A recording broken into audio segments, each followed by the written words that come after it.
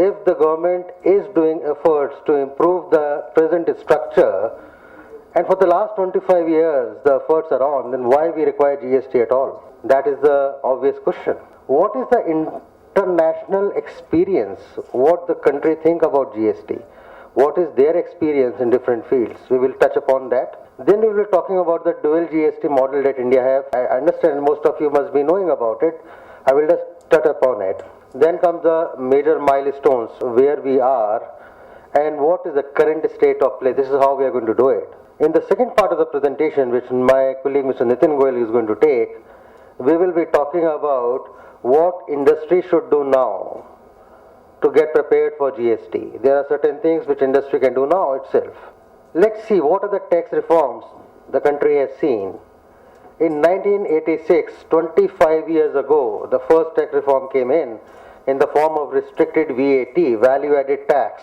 Now it was a form where only certain things you were supposed to get the credit under central excise. It was known as mod VAT, modified value-added tax.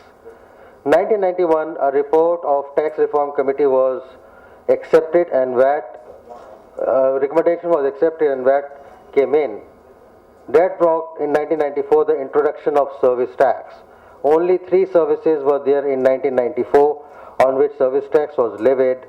After 17 years, today there are more than 100 services on which service tax is levied. 2000, again a very important year where implementation of uniform floor rates were proposed and implemented. It was a very good effort.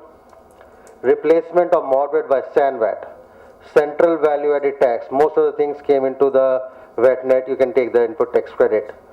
Transaction value introduced in SAN VAT section 4 of central excise. 2002, introduction of service tax credit, another milestone.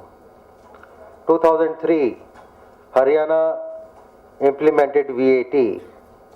2004, this is one of the most important reform. SAN VAT credit and service tax credit merged, allowing cross-utilization of credit. 2005, VAT implemented in 21 states. 2008, VAT implemented in all the states. In the budget of 2007-2008, the Finance Minister, Mr. P. Chidambaram at that time, said that we would like to introduce GST by 2010.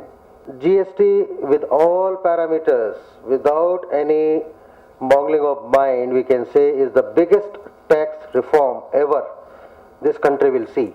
If we are able to bring GST, it will be the biggest tax reform ever this country will see. And this is what Mr. Chidambaram said in 2010, that we want GST by 1st April 2010. Somehow we missed the deadline. It became 2012. Again the deadline is missed. Now the proposed introduction of dual GST is for 2012.